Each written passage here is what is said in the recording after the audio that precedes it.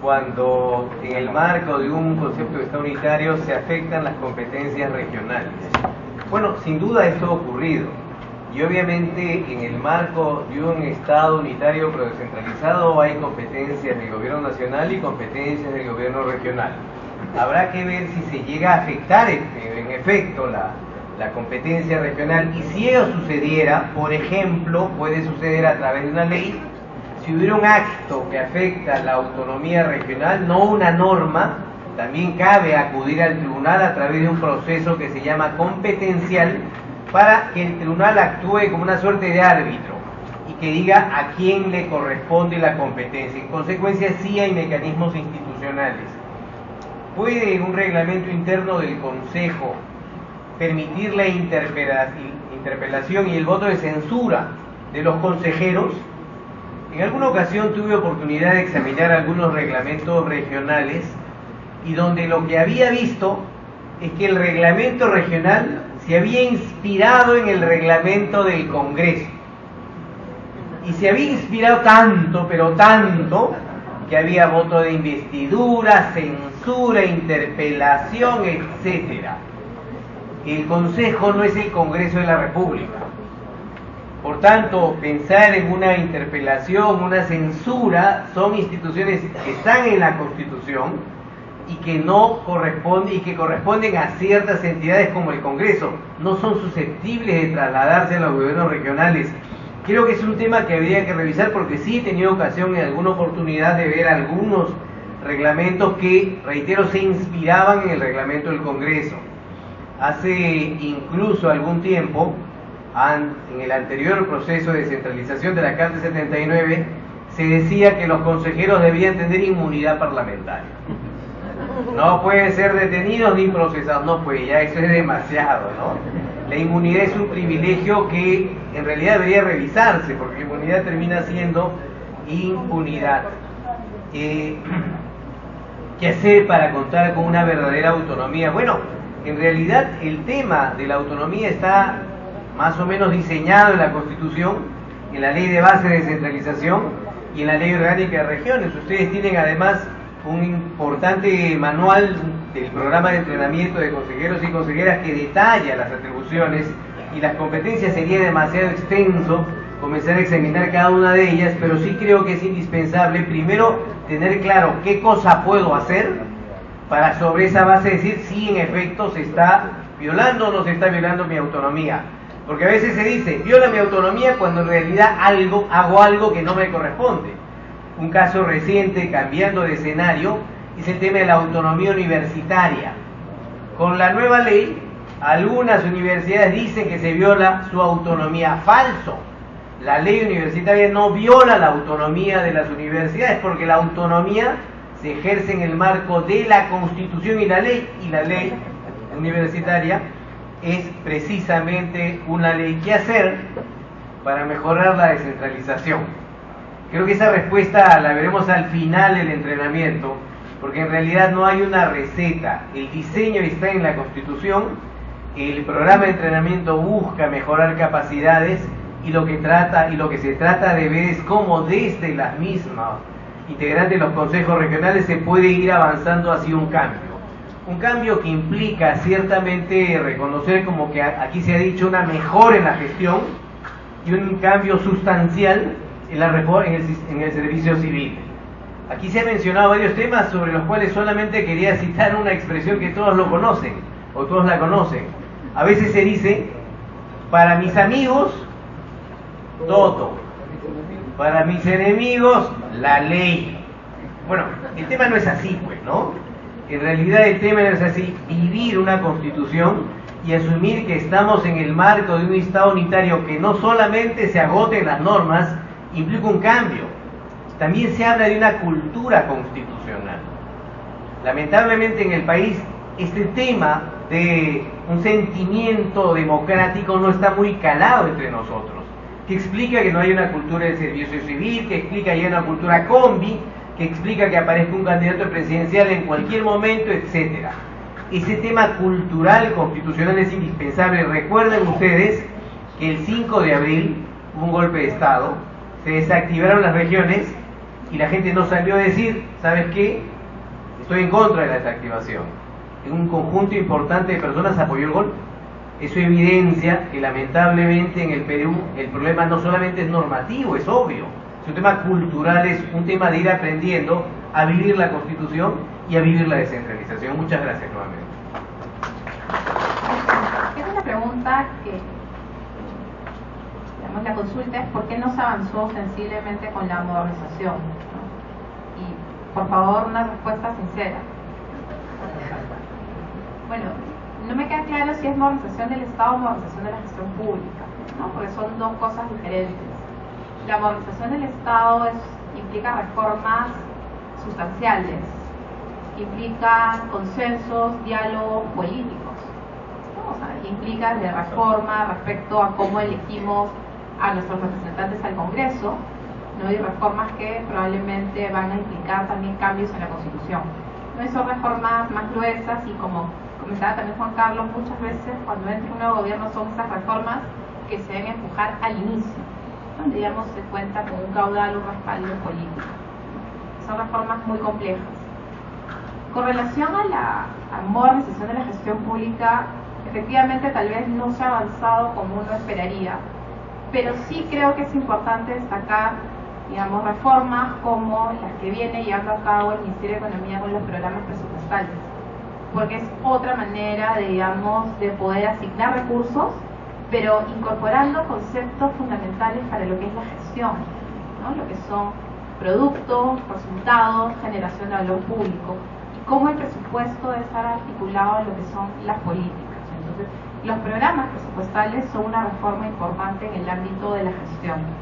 Servir, ¿no? El servicio civil, también es una reforma fundamental en lo que es la modernización de la gestión pública, ¿no? Y también destacar aquellas herramientas que se vienen trabajando en simplificación administrativa, que también, como lo mencionaba al momento de la exposición, están en el ámbito de la modernización de la gestión pública. Obviamente nos queda todavía muchos, digamos, aspectos por abordar, ¿no? Para nosotros hoy en la Secretaría, por ejemplo, este cambio a una gestión por procesos es un cambio sustantivo, pero es un cambio que implica un esfuerzo enorme, ¿no? Tenemos que hacer, digamos, una implementación progresiva, porque somos cerca de 2.000 entidades públicas entre gobierno nacional, regional, local y poderes autónomos. Entonces, digamos, el nivel de esfuerzo, la cantidad de recursos y de personal que implica incorporar la gestión por procesos es bastante complejo, pero nosotros como Secretaría estamos apostando, y también apostando por todas las iniciativas que implican mayor transparencia, promover lo que es el gobierno abierto y diversos otros instrumentos. Luego tengo una pregunta vinculada con lo que es plantear políticas públicas basadas en resultados. Creo que el sentido de la pregunta va respecto a los procesos de formulación y diseño de políticas públicas basados en evidencia. Entonces, digamos, eso es parte de metodologías en momento en la formulación de una política pública, ¿no?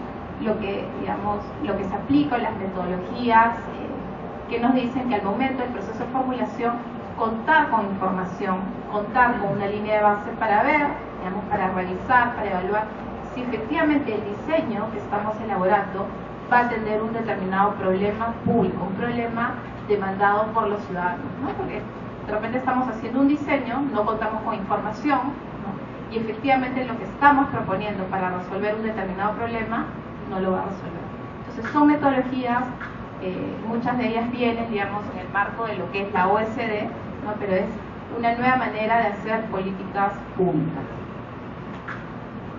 Tengo una consulta también respecto a la relación entre el servicio civil, cómo contar, ¿no? Digamos, cómo profesionalizar el servicio civil cuando el presupuesto es reducido. Comparto su preocupación total y plenamente. No es que, digamos, de alguna manera a veces los recursos son restringidos y más para contar con gerentes públicos. Bueno, de alguna manera esos temas se abordan, ¿no? Con la ventaja de tener el Consejo Directivo al Director General de Presupuesto Público, ¿no? Que es un actor bien importante en lo que es la reforma del servicio civil.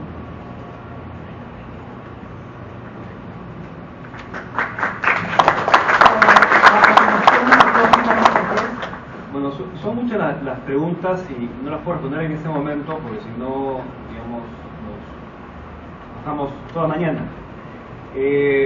Sí, lo que hacemos es, ahora yo lo llevo a mi oficina y damos una respuesta por escrito. La idea es presentárselas antes del jueves. Si cualquier cosa que además quieran preguntar, digamos, mi correo electrónico está en la página web y recibo varias preguntas al respecto. Yo quería mencionar 4 cosas. La primera es, hay una cosa difícil para ustedes y para nosotros en general, que es el tema del equilibrio.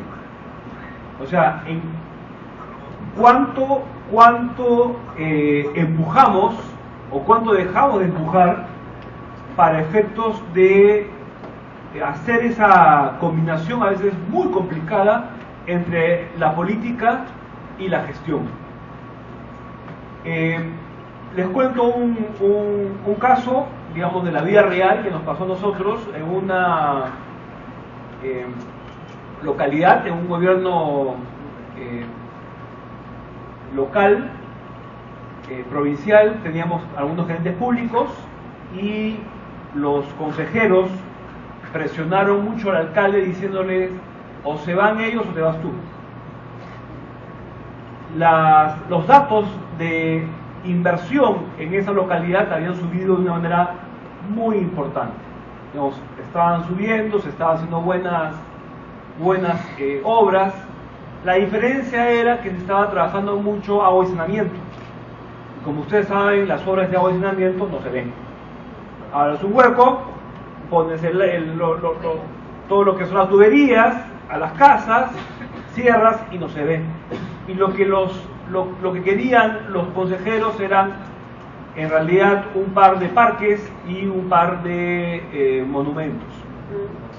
Entonces los agentes públicos se negaron a eso y además no únicamente querían eso, sino querían con tal proveedor, sin concurso. La solución fue, digamos, ponerlo contra la pared al alcalde y obviamente algo que venía como algo de éxito se cayó. Entonces el tema es un tema de equilibrio y por qué camino vamos a comenzar a trabajar como oficialistas o como de oposición. Y si no encontramos ese equilibrio, la posibilidad de que hagamos algo mal es muy, muy certera. Y la otra es la investigación. Digamos, hay que investigar un poco más. Hace poco, un canal de televisión involucró a un gerente público diciéndole que él había tenido relaciones comerciales con determinado personaje, digamos, en ese momento con muchos problemas. Y resulta que no lo conocía, nunca había afirmado lo que supuestamente había afirmado, el periódico, el medio de comunicación nunca lo había contactado y nunca supo en realidad qué es lo que había sucedido. Luego se habló con él y se dijo, oye, has hecho esto, ¿qué es lo que pasa? No había investigado y había mancillado a la persona. ¿Cómo había llegado a esa conclusión este periodista? Porque una consejera regional le había dicho, le había dado los datos.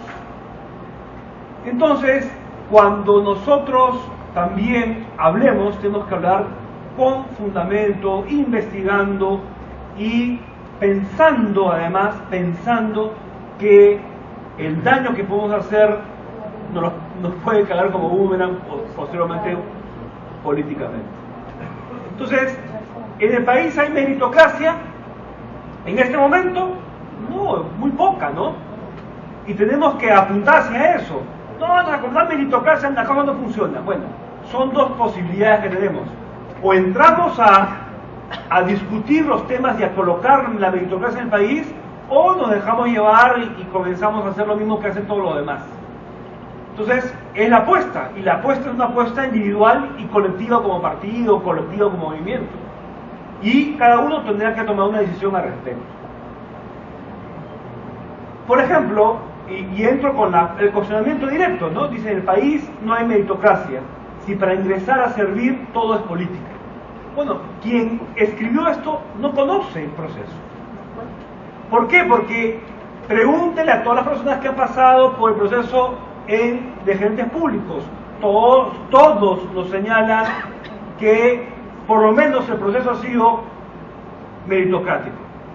Que yo recibo llamadas de personas que me dicen tal persona y tal persona, sí he recibido llamadas, cada vez menos. Donde me dicen, mira, fulano tal está postulando, ayúdalo. ¿Qué es lo que hago con eso? Tengo un problema en mi cabeza, entra el nombre y sale el nombre. Me olvido el asunto. O lo que hago es lo apunto hasta que cuando acaba el consejo directivo decidió quiénes entran y quiénes no entran. En ese momento me pongo a ver para hacer un tema de daños políticos. Que alguna vez, desde que estoy en el cargo, o los anteriores presidentes de Servir hayan influenciado al consejo directivo para aprobar tal gerente o no tal gerente, nunca. Y lo digo porque yo estoy desde el principio. Nunca. Entonces, yo le pediría a esa persona que investigue un poco más y hable conmigo. Y yo le cuento perfectamente cómo es el proceso. Eso no quiere decir que todos los gerentes públicos sean todos una maravilla. No es, pues, porque estamos acá en el país. Y les aseguro que muchos de los que estamos presentes tenemos una serie de problemas en gestión. Entonces, ¿cómo tenemos que ver los problemas que tenemos para poder resolverlos? Esa es la idea. Y acabo con dos temas, porque ya me pasé el minuto además que me han dado. La primera, tenemos, y hay una pregunta de esto, ¿por qué tanto de confianza? Justamente lo que estamos tratando de reducirlo de confianza. Tampoco, no puedo decir que no existan de confianza. Sí, hay un porcentaje que la ley señala, que es el 20% de los directivos, 5% de la entidad. Nos parece correcto esos porcentajes. Porque tampoco es que entre el alcalde y no tenga a nadie a quien colocar. Eso no puede ser. Pero sí con dos cosas previas. Uno, sabemos de antemano cuánto debe ganar esa persona de confianza. Y dos, tiene que cumplir el perfil. Porque si no cumple el perfil, digamos, no debería ser nombrado. Y acabo con una pregunta que me parece importantísima. Y es, ¿cómo desde cada uno, nuestra labor, comenzamos a trabajar más el tema de valores? ¿Cómo comenzamos a trabajar más la no utilización de los bienes del Estado para fines personales? ¿Cómo hacemos que efectivamente se comporten los servicios públicos y nosotros mismos de acuerdo a ciertos valores que podamos compartir? Creo que eso es algo sumamente importante, porque eso es lo que va a significar un cambio cultural importante en el país. Como les digo, las preguntas todas las resolveremos por escrito, se las estaremos presentando después.